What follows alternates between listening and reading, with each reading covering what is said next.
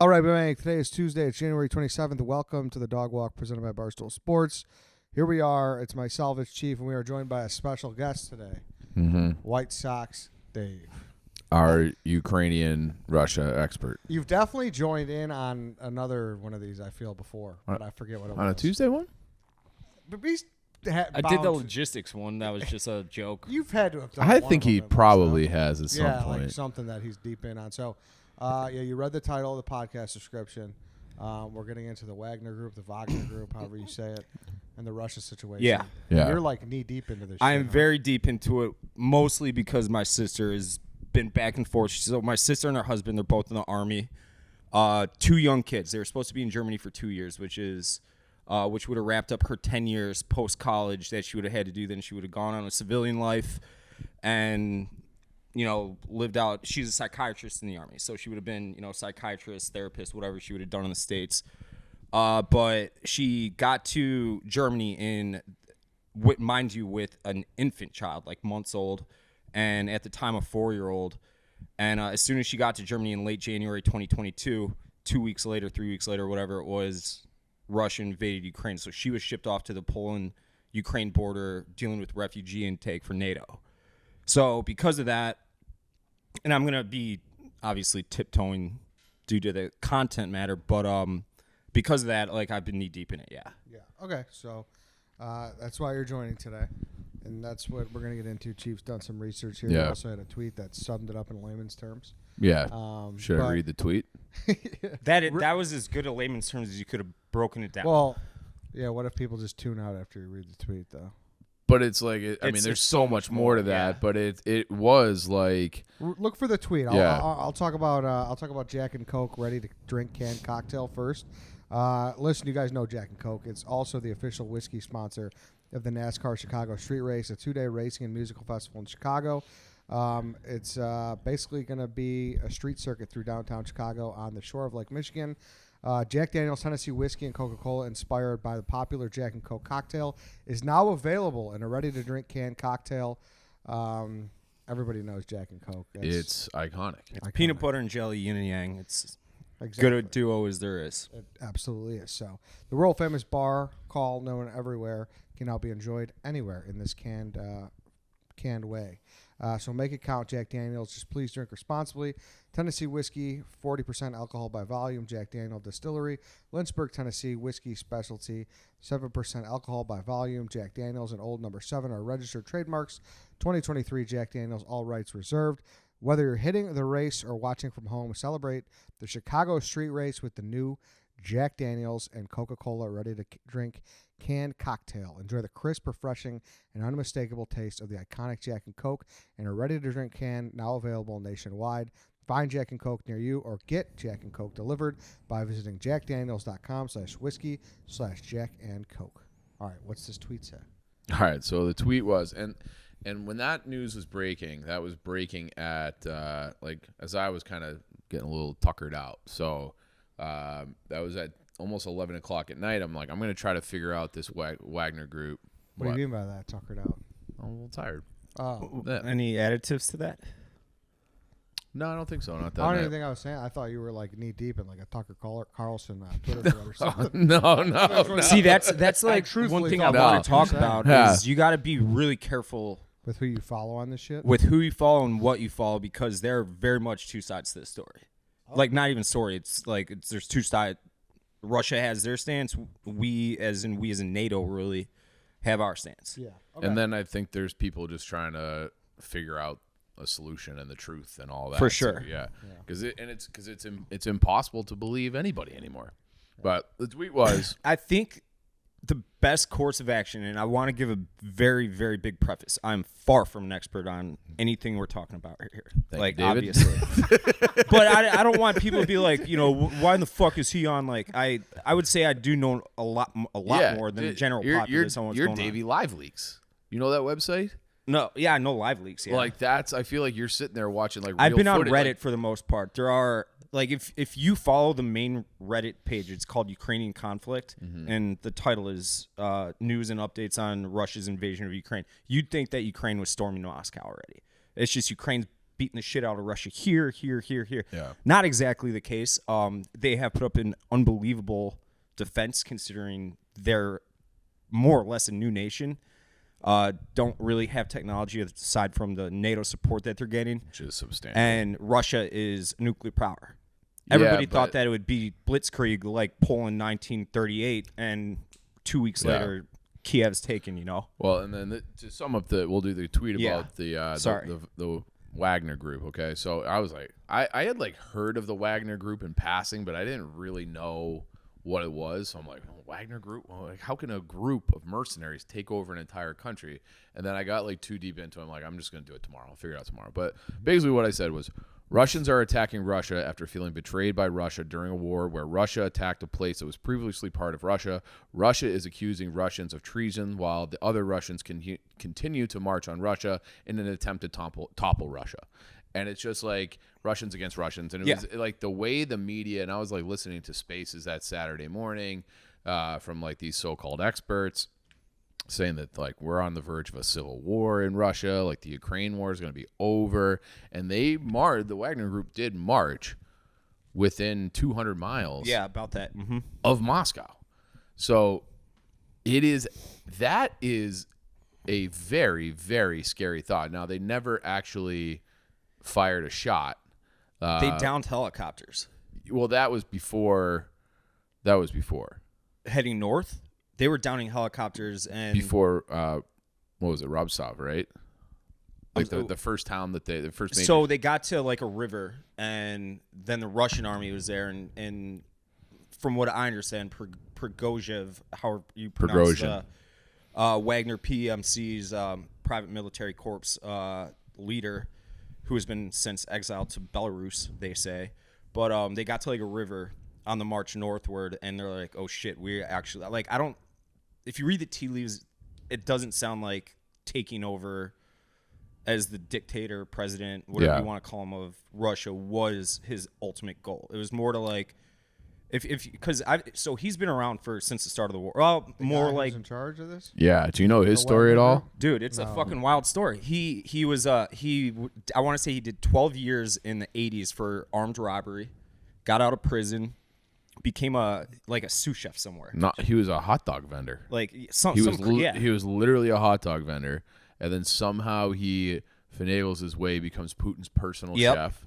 Then after that, he starts. Once you're in like Putin's circle, like you're an oligarch. Like the guy who was forced to sell Chelsea. I'm blanking on his name now. The Russian. We've done a show on it before. But his thing was that he was a fucking nobody too. It's not like he was like some powerful guy. He was basically a street criminal that muscled his way into the oil and gas business, and then basically Putin declared like, all right, this is yours and you're going to be a billionaire, but you're loyal to me. Like that's kind of how it went.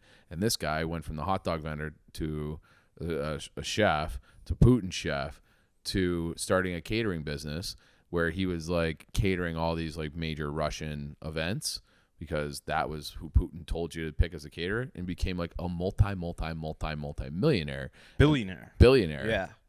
And then gave that all up to do the Wagner Group. Yeah, so basically you've seen But Thrones. he's in charge. Did he start it though? There's other oligarchs that have their own armies too. Yeah. And his army is about 50,000 people strong. So this guy became an oligarch from being a fucking hot dog. From nobody, Yeah. because he's in Putin's private Lukashenko, Belarus's president, and Putin's circle. Really? Yeah. So he's amassing a shit ton of wealth, and What a fucking rise. Dude. so from what I understand, like everybody is so loyal to him because once they fulfill their contract, either by death, injury, casualty, whatever it is, the family gets paid out in cash immediately. Yeah. $60,000, So how many people are in And- this group? 50,000. That's but they're like deployed. That's like the other thing. They're deployed all over Syria, the place. Mali, Africa. Yeah, Mali's in Africa. There's a couple other. So they're just mercenaries for hire. So if you're like, it's almost like when like you've heard the story of George Washington. He crosses the Delaware River, right? Yeah. Okay. Well, he was fighting against the Hessians, who were just German soldier mercenaries hired by the king. Be like, you go fight for us. We'll pay you. And like that's what this Wagner Group is. So like there's been a conflict in Mali that. Which is in like the West Sahara of Africa, that used to be a French colony. Like the French were involved, and like somebody, one of the sides, hired the Wagner Group to like, hey, come in and like fucking kill these people, and that's their job. Yeah, and that's their job. That's they're their paid. profession. And like America has got a group like that as too. It's called Blackwater, and there was basically like, I mean, who knows for real, but it was like, hey, like we don't want to have our hands dirty on this thing that you're gonna go do, so you outsource it to somebody who will be like a little rougher about it. And that's like the things that the Wagner Group is accused of is like horrific. Oh yeah. So one of the subreddits I've been following is called, I believe this one's called Combat Footage, and this is so fucking why. One of the reasons that I'm so invested in this, you guys all like to rip on me for like how I enjoy like learning about World War II. We are literally watching trench warfare, fucking people marching in lines, taking over like trenches and shit like it's World War II. But it's the year 2023, and like 60 million people died in World War II worldwide. You'd think that after that happened, and after the dust settled, you know, a civilized planet would be like, we don't want that to happen again. It's happening again. Like, and I'm not talking about like U.S. bombing fucking caverns in Afghanistan or, you know, militias in Iraq and that kind of shit. It's different when it's major Western weapons and nuclear powers. I mean, well, and that was whether like, you like to say it or not, this is proxy war. That's a fact. It's just a stone cold fact. Biden has said that out loud. Yeah, like Biden does that all the time, where he says the quiet part out loud. Where he said his stated goal for the U.S. involvement and NATO involvement is regime change in Russia.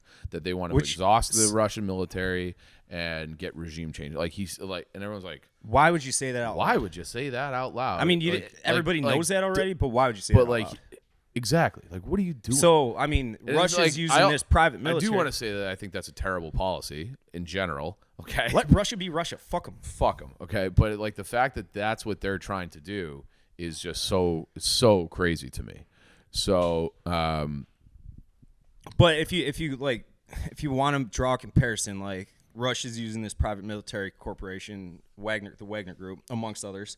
Because there's, like I said, there's other. I'm never gonna get the Russian names right, but other oligarchs have their own armies too, and I'm sure they're gonna start outsourcing to those guys now that this Prigozhin guy's gone. So, but I mean, Ukraine's basically what we're doing to fight. Like they're our private military group right now. Just throw the Ukrainians. You're watching like people die. Legitimately watching people die. So, can I raise my hand?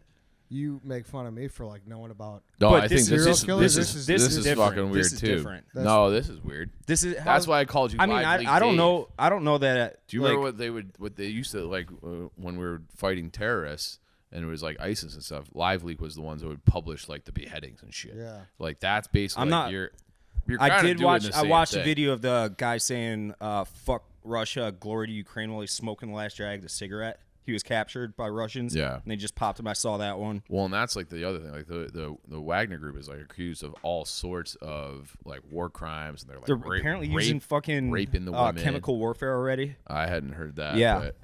But yeah, it's like they're like this guy Prigozhin. Like the reason he had to go to Lukashenko in Belarus is because no one will ever get him. Because like you could probably prosecute him for war crimes, but he'll never get out of Belarus because Belarus is like. There's something going on there, too. There's something kind of fishy about that whole... I mean, Belarus is Russia. That's all it is. It's basically a state of Russia. Yeah. But Lukashenko's like... Putin's like... Yeah, he's his little bitch boy. Yeah. He's like Danny for us. And Tommy. Welcome, Tommy. But, like I said, it's just... It's fucking... Just insane to me that... This is happening before I mean, most Americans, 99.9% of them aren't batting an eye to it, and I don't blame them. Why would you want to?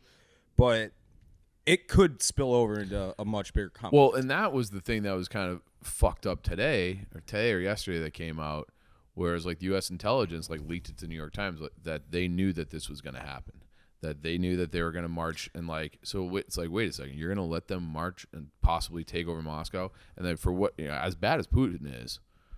Prigozhin's like a worse guy. Like he's like a maniac. He's farther right than Putin. Bloodthirsty maniac. Yeah. So then he has their whole nuclear arsenal. So like you just let him do see, that? I wouldn't say that out loud because I think that's complete bullshit. What is? That Prigozhin has Russia's nuclear arsenal now. That's not what I said. Well, I mean, that's what a lot of people are saying because he took over that village with Science No, I'm Center or saying whatever if he genuinely took over Moscow. Oh, okay. That's what I'm saying. And if the United States government knew it was happening and didn't say anything, bad news. Yeah. I mean, and this is getting towards the conspiracy theory part. Who knows what's true? Well, that's not conspiracy. That was in the New York Times. No, I know that. Yeah. But I'm getting to what could be, maybe is probably, hopefully conspiracy. But so that raid where the Wagner Group started marching north towards Russia, that happened over like a 12-hour period. And all of a sudden I wake up and I have notifications on for like the big news in this war. And I look at him like, holy shit. And so he ended up getting pardoned by Putin. Putin looked like a complete pussy in my opinion doing so, but you would have shot him on live leak. I mean, what kind of fucking dictator doesn't lets this guy all right, well, he tried to take over a country basically, but yeah, just kick him out of the country. Yeah. He'll go fuck off somewhere. But apparently they found like an entire truckload, like legit entire truckload of cash. So I've been getting my info from my sister and my brother-in-law because I trust their information considering their professions. It's got to the point where my brother-in-law thinks that the CIA financed that attempted coup. Like, to me, in that one, because I do have a little bit of like, no duh. Like, no duh. They even came out and were like, I mean, we have to your a point, like Biden said it. $6.2 billion accounting error is what they said. But why would they do that if this guy's worse? That's the question. Because then they want the war machine running. It gives them something to do. It gives Lockheed Martin, all these defense companies, something to charge for. It's all it's big business. So you're big on that war is just the military industrial complex. I think that's just like a stone cold fact at this point too. That's been going on since the end of World War II. Hey, let's do a quick break here to talk about ChevyDriveChicago.com because they know that it's about to be a summer of country music, and we know few things pair better than country music and Chevy. Your local Chevy dealers want to give you a chance to enter to win a signed guitar by Luke Bryan. Suntan City, Drunk on You. A lot of good songs that Luke Bryan has played with those guitars. Sure It's a great opportunity. Yep. It's a great opportunity. It's easy to enter. Just head to ChevyDriveChicago.com, and while you're there, check out the latest SUV and Silverado lineup at your local Chevy dealer and amongst their other cars, too. I mean, the Colorado's like the sweetest one, I think. Really? I think so. Okay. Yeah. I'd go Silverado, but they're both very nice. Yeah. I like the Traverse a lot, too, if we're getting out of trucks a little bit. I'm looking at I think that's going to be the one for me. The Traverse? I think so. Nice, man. It's really nice. So go check that out. Go check out that whole lineup, like I said. All you have to do is go to ChevyDriveChicago.com. You can enter to win that guitar and you could check out that lineup as well. All right, let's get back into the show. That's like the thing. It's like this is all a trickle down from not even like mid 1800s. Dude, that's like the thing. Like, Russia, like when Germany wasn't even a country yet. It was Prussia. Yeah, but won't they always need this equipment to some extent? Not to this extent. Not to this. Like we have like 22 like planes that cost billions of dollars that can't fly in the rain. Like it's a fucking grift. Like the whole thing is a grift. But that is like the thing what you're saying, like how far it goes back in time. There's never been a good time to be Russian. Like their founder, like the father of their country, is a guy named Ivan the Terrible. Okay, like that was like 850, and they've just had like one long stretch of brutal monarchies, dictatorships, and like the last 100 years, they've had this kind of have like almost 3 revolutions now because you had the Marx. You had the Romanovs getting killed by the Bolsheviks. Then you had Stalin coming in. He murdered. That's like one of my favorite little like anecdotes from Russian history was where they had a census for the country, and the census comes back to Stalin, and then they're like, hey, like during your rule, he's been in power for like 10 years or something, 30 million people died. So he had the census taker shot too. So it's like 30,000,006, like the official count. He's just like, anybody who gave him bad news, you're fucking dead. So, and then at the end, and then they lost the Cold War. So they had another like turnover where there was like nothing but crime and degradation and like the whole economy was ruined. And then Putin is like this dictator who sweeps in because he's better than whatever. 96% vote though. but back before, like, Wasn't he like good? he was He was- super popular. He He was cleaned up friends the, with Bush and everything. yeah, and he like cleaned up the whole country, because it was like the worst place on earth. It was a gangster state. And like he was just like kind of the top gangster in a way. He's a former KGB guy, and he made friends with all the gangsters and got everybody in line. And they had like a real economy, but it was like it's never been a good place to live, and that's why like they talk about those people are so paranoid. And I don't. It's not like a exact analogy, but when my old job, we were run by Polish people, and they would just never be able to. They like couldn't plan for the future. Like they just couldn't. Because they always were so paranoid that something's coming around the corner. It's like, well, the Germans are going to come kill us. Like, not literally, but that's like every generation for 150 years. That whole separation of Asia and Europe will be contested until the end of time. It's just the way it is. Wow. Poland, Belarus, they're patsies of Putin. Ukraine, Moldova, Latvia. You disagree with that?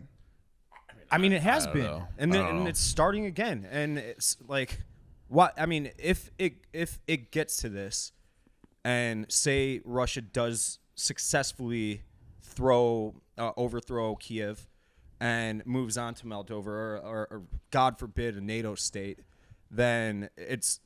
See, like, I don't think they will. I don't think they'll That's- get. I don't think that's- they'll get to that. But they were saying that. Well, they're that's gonna why do it's Estonia, so important Latvia. for Ukraine to win this, because as soon as a single shot is fired in Poland or elsewhere, or what's the But Estonia, they had a peace agreement. it will be fucking Pandora's box. Yeah. Well, this is where it kind of gets a little. It will. I mean, that's the agreement NATO has. You shoot one of them, you No, shoot I know everybody. that's Article 5 in NATO. Yeah. I know that. I'm just saying like there was a Russia-Ukraine peace agreement. Fucking what's his face? I'm blanking on him. I have a bad brain day. The president of Ukraine. Lukashenko. Ukraine. Oh, Zelensky. He was like he ran as like the peace guy, Mhm. and then he kind of flipped on that. See, that's where you and I like so Russia. If you get back to the start of it, so in 2014, Russia invaded this little isthmus and like peninsula at the south of Ukraine, Crimea. in the Black Sea called Crimea. It was a huge talking point in the 2016 American election. Like, why did Obama allow this? Why did Obama allow this? Trump's like, if I was president, obviously it would have never happened. He's saying that if he could stop this war in 2 days, who knows if it's true, whatever. But they successfully annexed this little island at the south of Ukraine that the rest of the world recognizes as Ukrainian land. And now they tried to march on Kiev, and it hasn't gone anywhere close according to plan. It was supposed to be a specialized military operation. Is that how they labeled it? Something like that. Well, I know that there was a peace agreement that was going to allow the people of Donbass, like they're going to keep Crimea, and Donbass was going to go with Russia, and then that was going to be it. Separate. Yeah, you guys go do you, Right. we'll do us. And like then Ukraine they couldn't join NATO, but they could have a defense treaty with us. So that's where it gets hairy. So people are like, oh, Russia invaded this sovereign land. That's very true. But we made an agreement with Russia saying, we as in NATO at this point, that we wouldn't expand further eastward because Russia, I think incorrectly, you can argue this point, this is my opinion, looks at NATO as an enemy state. Like they're our enemy. They want Russia gone. They don't want Russia here, which is probably true. But NATO, at its core, is supposed to be a defense alliance. It never goes on the offensive. It's like you don't throw the first punch. No. But they kind of have a bunch of times already. You know, we fucking invaded Iraq. A couple African nations, Afghanistan. That was Afghanistan was the only time where Article 5 was enacted since NATO was founded. We also, the loophole for those Iraq and Afghanistan, well, not even Iraq, you can't because we did overthrow the president. But Afghanistan, it's like, oh, well, those guys are terrorists. They're not actually affiliated with the nation. They don't count. We're allowed to do it. So that was like the loophole. That's how actually Guantanamo Bay, we could take them there, like, because there's a whole bunch of, in the Geneva Accords, you can't like torture. You have to treat your captured soldiers with respect and dignity. Blah blah blah. We weren't doing that in Guantanamo Bay with the terrorists. We were fucking waterboarding their asses, you know. But anyway, so Russia says that Ukraine's a Nazi state. I don't know how true that is considering their fucking president's a Jew. Anyways, they said that there was ethnic cleansing of Russians in the eastern half of the country, in the Donbass region. I don't know if that's true. That's what Russia says. So it's like you gotta. I think that's been confirmed. I don't. By who? Russia? No, like I think like the UN was saying stuff, and they like outlawed the Russian language there. They were. There's a lot of evidence that they were persecuting those people. I would have to look a lot more into that, but I'm just taking what Vladimir Putin says with a major grain of salt because that's what he says, and I don't believe him. Just like I don't really believe anybody at this point. Who knows what's true? Nah. But I mean he's a nationalist, like through and through and through, like Russia, which I don't think is necessarily a bad thing. But we started putting fucking NATO started putting was it anti-aircraft missiles or something? All the way to like, well, even just fucking missiles. Yeah, we started putting missiles and shit in Ukraine, and that's where Russia was like. I mean, think if China like went to Mexico City it's or a Cuban Missile Crisis. That's what it's. It's the opposite of that. It's exactly it's like on the flip, but it's the same. I should say it's just like that. So Putin's ears are all perked up, like we're not letting this happen. We're fucking taking that country. It's gonna be ours. Fuck them. They're not coming further east.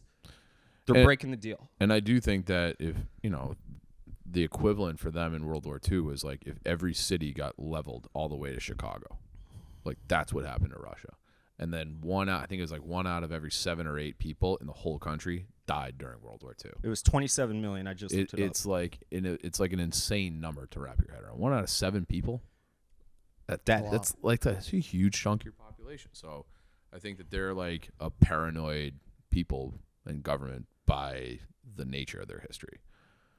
So yeah, but so like it's like if you're looking at it from bird's eye view without offering an opinion, Russia's stance is the enemy's inching closer to us. We got to act now. Our stance is ours as in NATO is we're just a defense alliance. Whoever wants to join our little hold hand party, they can come and like be with us, and that's a big no go to Russia. That's a big apparently from what I've read. You ask any Russian citizen, it's a big no-go to anybody. It doesn't matter if you're far left, far right, like whatever. It's no-go, no NATO in Ukraine. I don't even think you need it, though, anymore. I disagree with that. Well, who do you need it against? Because you got fucking China. You got Iran, who I think is going to be the Japan in this situation if it gets to it. No, we I hope to God not. A new axis of evil? Exactly. It's just like countries are flipping. It's fucking so Orwellian. It's crazy. It's so Orwellian, it's crazy. And then Russia. I mean, that's a lot of powerful countries and people that have a lot of arms. What's wrong with having NATO? Dave, I didn't know you cared about anything outside the White Sox. You're very into this. I'm very into this. Told you I am. Yeah, this is like. I know. That's why I said we should have them on. You think people know this side of you? I float it out there sometimes. Yeah, I mean, but like when I come into the office many times, I just see you just like. I'm hooked on it. Yeah. But like I said, it's fucking crazy to me, insane to me that World War II happens on the heels of World War I, which is the fucking most gruesome war of all time. Modern warfare, nuclear powers. My favorite war. Are fucking like the drums of war are beating, Ed. And it's just wild to me that 80 years after World War II, it's like, how are we letting it get to this point? So it's a fourth turning. Again. Strauss-Howe, right, Ed? Tell them about Strauss-Howe. Yeah, you know about Strauss-Howe? I don't believe so. You would love that podcast. Yeah. Get into it a little bit. So it's like it's a Strauss-Howe generational theory where it's like you have like these 20 to 30 year time blocks. And it goes back like this is like probably it goes in cycles, right? Biblioteki probably, right? Go back, Litapi. Like who knows? But the book itself goes back like 700 years, something like that. And it's like every person alive will live through these stages. And it's like you have like a spring, which is like post-crisis, okay? So that would be like the 50s and the 60s, and it's reflected in your art and the economy. Like your art, everything's booming. Everything's booming. In the 20s. Vibes are great. No. The Roaring 20s. I'm just saying. But go ahead. But yeah. So and then there's like an awakening where like, hey, like we still got a lot of problems. Like things are kind of fucked up. So that would be like in this. I think they call them seculums in the book. Like this, they're like that. Really, the last like up like the good times ended basically with the Kennedy assassination, and then you had this 64 to like 88 was like this. They call it the awakening, and like you see the factories start to close, and you see like the music starts turning darker, and the films start to think of all the films in the 70s. So it's like everything kind of lines up. Then you have like the four cycles. What we're in now is like the crisis period, and they say that started really in 2008 with Housing. the housing crisis, and it's like financial, we're at war, we're having all these things, and then it's like it's supposed to last through 2030, and it won't. It's basically like you have to have a reset because everybody kind of loses their values. Like you could say that that's what was happening in the 20s, and you have this things get too far out of control, and then it clicks and it snaps, and there's some major horrible thing that happens Where everyone's like, all right, we have to like you have to kind of like Okay. rediscover your own values, I mean, and that happens going off that timeline, that's like lining up perfectly what's happening in Eastern Europe right now. well, and it's in like Western it's like a Asia. global thing. And if you look Yeah. at like the American one, it's World War II. 80 years before that was Civil War. 80 years before that was 80 to 100 years before that was Revolutionary War. Yep. And then it goes like you trace it back to Europe and it just keeps going. So it's like, and like, so everyone in their lifetime will experience all four of those turnings. And it's like, we are technically, and this book was written in like 93. So they like predicted a lot of these things that would happen. And then it like, it has. Who's the author and what's the name of it? The author's Strauss-Howe, and it's, I can't I think it's two guys. I think. yeah, Strauss-Howe. Yeah. Strauss and Howe. Yeah. And it's like the fourth turning or something like that. Yeah. But it's crazy. Ever since we did a full show on this, yeah. but ever since then, like we're like convinced that this is Yeah. real. Oh, it's very, very, It's like right very in front real. of your eyeballs if you're looking. I mean, going off of what Zelensky says, and I hate going off of what any world leader is saying about this conflict specifically, because it's all fucking propaganda, including ours. Like, and I personally am Team Ukraine. I have no problem funding taxpayer dollars for a sovereign nation, free people to protect themselves from a tyrant. Chief seems like he kind of disagrees over And that's fine. You're free to disagree. Yeah. I'll go to war for that, literally. I think that's like, that is the whole point of living, you know? But at the same time, it's like, don't believe these guys. Don't believe them. Look at the facts of what's going on. And Credible Defense is the one subreddit that I like, am hooked on, because you're not allowed to offer like you know, oh, Ukrainian flag, Russian flag, the Ukrainians are not, you're not allowed to do any of that. It's just like, this is what's happening, and it's like right now it's kind of at a stalemate. Ukraine went on an offensive like a month back. Zelensky himself, whether or not this is true or not, said that it is going slower than they had hoped. Why are they even going on an offensive? Because they're pushing you Russians back to the border, and eventually. Oh, so have they crossed into Russian territory? Not yet. No. Okay, Well, I all mean, right. there's I know a little bit. like I mean, that was incursions. one. From what I Yeah. understand, NATO has said you're not allowed to attack Russia with these weapons. You're allowed to defend yourselves in Ukrainian territory against the Russians, but you're not allowed to don't fire a cruise missile towards Moscow. You know. But there has what's that village just north of not Kherson, not Kiev. What's the other main city? Oh. It's in eastern Ukraine, but it's towards the border, like 100 miles south, like 40 miles north of the Ukrainian-Russian border. There's a town that has seen a lot of fighting in it, and there's been, from what I understand, reports of Western weapons being used in this city, that would be a big deal too, because Ukraine doesn't want to lose these weapons because then they're fucked. You know. Yeah. Wait, so right now you'd say it's like a stalemate? It's like 50-50? I would say I'm surprised you're willing to just spend money forever for Ukraine. That seems crazy to me. I know you said this yesterday. You don't even give a shit and I don't typically either. I don't give a shit about what? Who's president? I mean, you do, but you don't. It's like whatever. In Ukraine? No, here. It's like No, $50 out of my pocket. I don't think I said that. It was actually on a show. It was on Bustin' with the Boys today. That's what it was. I said It wasn't exactly that. Of course you care, but you're like, no, nothing really changes for me. No, I don't think that's no. You said something to that effect. I know what you're talking about, but I don't want to glance over that. Yeah. Like I haven't changed a single iota of how I live because of this war. My finances haven't changed. Yeah, but and from what I understand, all these weapons that we're giving them, they're like basically out of date anyways. I don't know if that's true or not, but that's what they say. They, as in like the Team Ukraine side. So it's like we're not going to use them, just give them to them. And we did that in World War II too for England. We were just giving them all our fucking beat up tanks and shit because we didn't want to give bodies up. So is Russia still being seen as a little fraudulent for how strong we thought they were? I would say absolutely. Yeah, absolutely. We'll see. I mean, they say that this is how Russian conflicts go. Aside Aside start from throwing like body. Yeah, like in World War II, when like first face-to-face action, it was in St. Petersburg, I want to say, or it might have been Stalingrad. It was Stalingrad.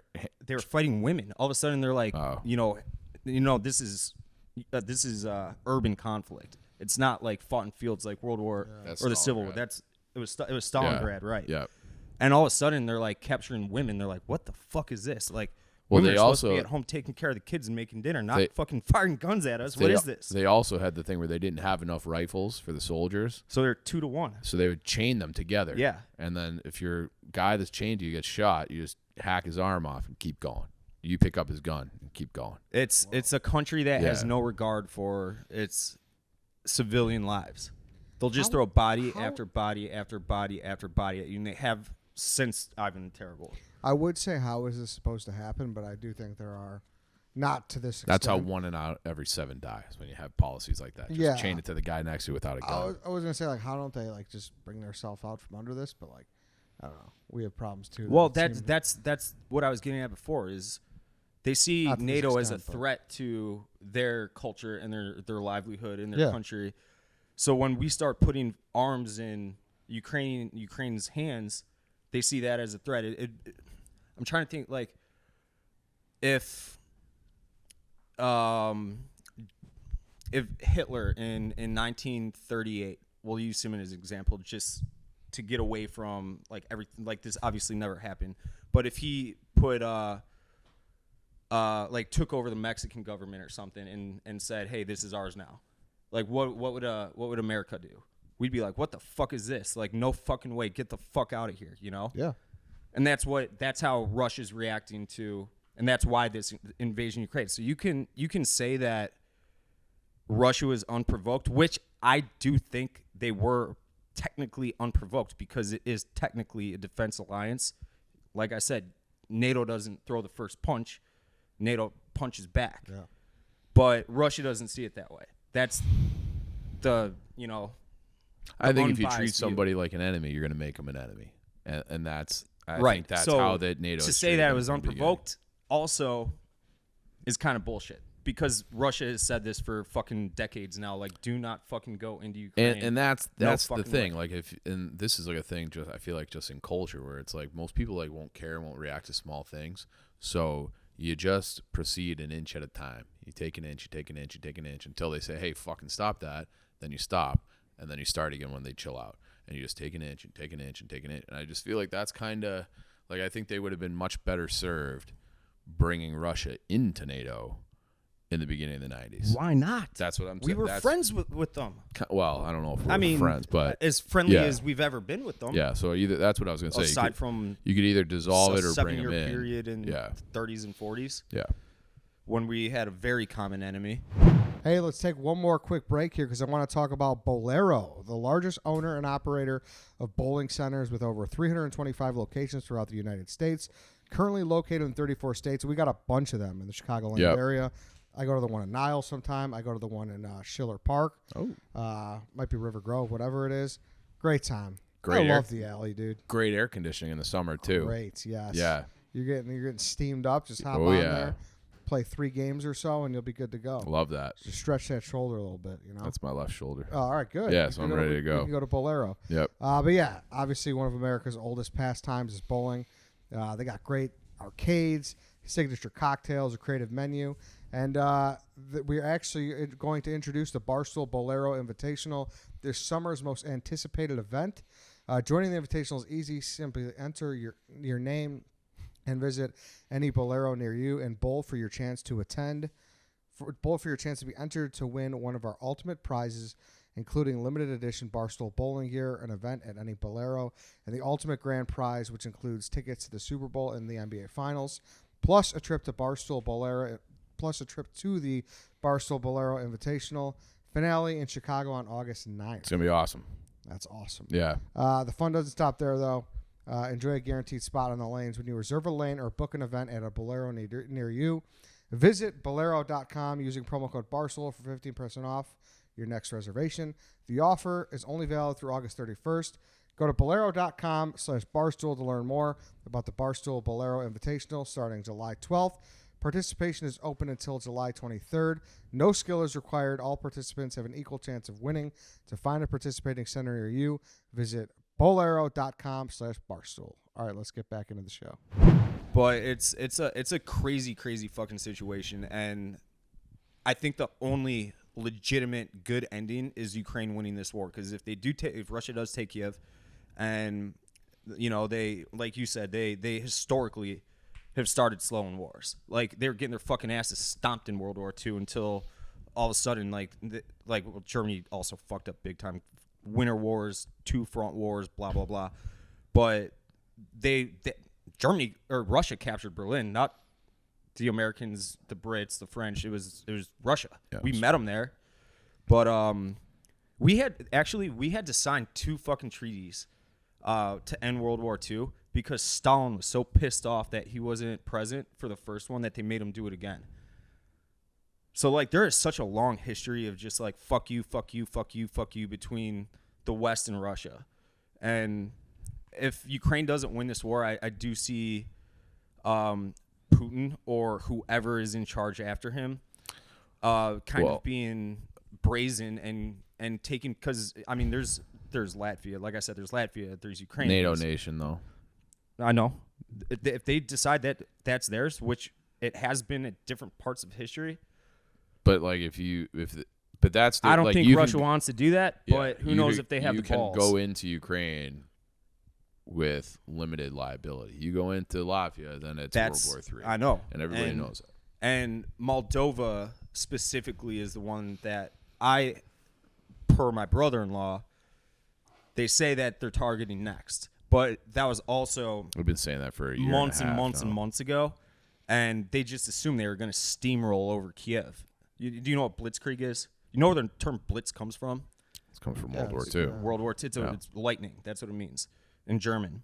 And lightning war is how it goes. You just fucking march through tanks, people, helicopter, whatever it is. And they thought they were just going to fucking sweep right through Ukraine and hit the southwestern border in Moldova and just start reestablishing what was theirs prior to the dissolution of the Soviet Union. If they do that, shit gets real, and it gets fucking. We all might be drafted. You're eligible for the draft. You signed up for the draft. We all signed up for the draft. I'm too old, I thought. I don't know. Is that a thing? I mean, when you turn 18, you sign up for it. You have to. We'll send him Tommy Smokes. Yeah, well, Tommy's going for sure. Tommy could be like an intelligence guy. He's a sharp dude. You think who would he be in Saving Private Ryan? He would be Corporal Upham 100%. Tommy Smokes is behind.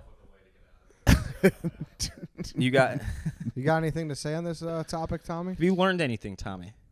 No, Tommy, nothing to say. Have you learned anything? Hasn't learned anything either. It's a place. Yeah, they un-Russified it. It used to be K-Y, or how did they spell it before? Kiev. It was K-Y-E-V, I think. IV. And now it's IV. Yeah. But yeah, that's. I mean, the latter part is speculation and opinion. Yeah. I mean, your Strauss, whatever. Strauss-Howe. How that kind of scares me because that's kind of the barrel we're I'll staring send you down a little YouTube bit. to watch as soon as we end this podcast. Yeah, Cool. You'll like that a lot, Dave. It's been. I might actually read the book. I mean, we've done like so many of these shows. Yeah, that's And one sticks yeah, out the for hunt, you. That's like one that like we always go back to the well on for sure. Chief, anything he said that you're kind of maybe disagree with or like? No, I mean his worldview, but like he's good on the details. I just don't like the strategy and what we should do, like and like fund this I don't war think forever. I I do we think should there do has that. to be like a finite time, and like we got to. I do think Ukraine has to win this war. They have to win this war. Figure out the borders. I don't give a shit about the fucking Donbass region. Like that'd be giving a shit about. Well, then like, that's the Yucatan that's what this Peninsula. is all about. I know. So then go back and sign the treaty that was agreed upon until. Figure it out. But is that all worth it to us? We were the ones that said, "Hey, like that treaty was done. It was going to be the one that I described earlier. That supposedly that was done." And we went in and were like, "No, you're not doing that." So that's different than. So is that a win or a loss? If there's no war, that's a win. Well, but there is a war, so you got to get Russia the fuck out of that country. That's a peace settlement, which is what I think the desired outcome should be. Definitely. That's different than what you were saying. But before. I mean, Zelensky disagrees. Now, that's all that matters. Now he disagrees. Dave, one more time before we wrap up, give those names of those subreddits for anyone that's probably going to get interested. Credible Defense. Let me go to it real quick. I just had it up. Or any other type of content. So the biggest one by far, this one's got almost 500,000 members, and is Ukrainian conflict. News analysis, discussion, and investigative journalism documenting the ongoing conflict in Ukraine. If you read that one, you will think that Ukraine is just LeBron James playing against me in basketball. In Ukraine, on Ukraine's side, because it's just nothing but videos and articles saying Russia sucks. They're fucking falling apart here. They're falling apart there. They're retreating here. It's all fucking fluff, you know. And if you say one bad thing about Ukraine, or just make an objective stance, like, hey, Ukraine's getting their ass kicked, and we actually should very much talk about Bakhmut. But yeah, I thought I was waiting for you to bring that up. Bakhmut is. So, are you familiar with the Battle of the Bulge? A little bit. So.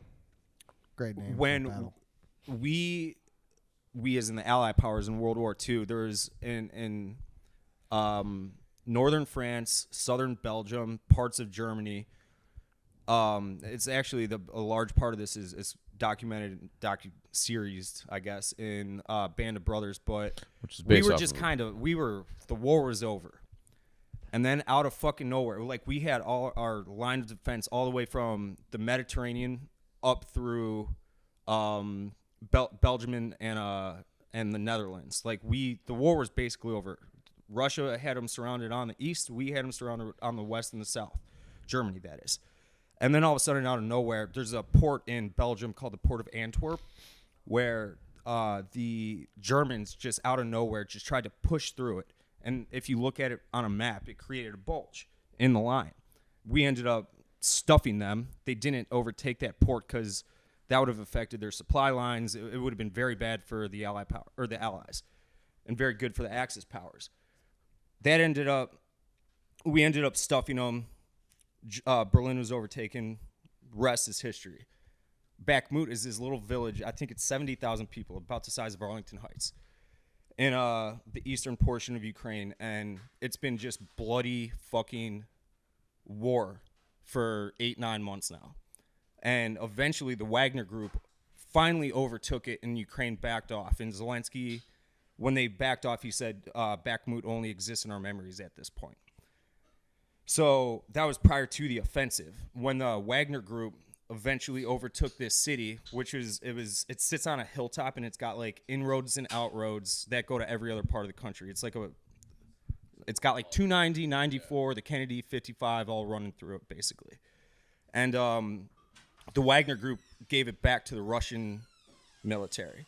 And that's when shit got hairy because it's like, dude, we just fucking won this huge battle for you. Finally, like, give us our fucking ammo. We'll go and take the next one. And it's been, they say, or Prigozhin, this is speculation, but they say that Prigozhin was bitching about lack of supplies, ammunition, mortar rounds, blah, blah, blah, and just stockpiling them for himself so he could take Moscow. Mm-hmm. I don't know if that's true or not. Who knows? But, tens of thousands of people died in this battle of Bakhmut. And it's like, how long are we going to do this for, to his point?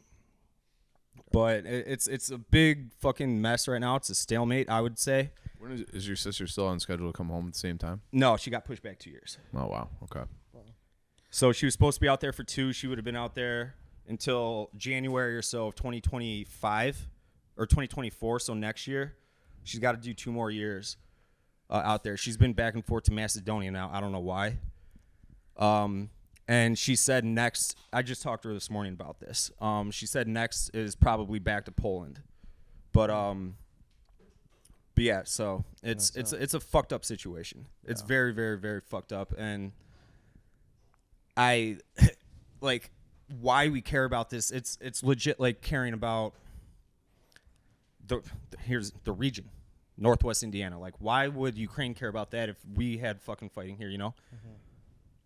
Well, all these peace treaties and like we said this, they said that. It's like it's just years and years of like I don't want to say mismanagement of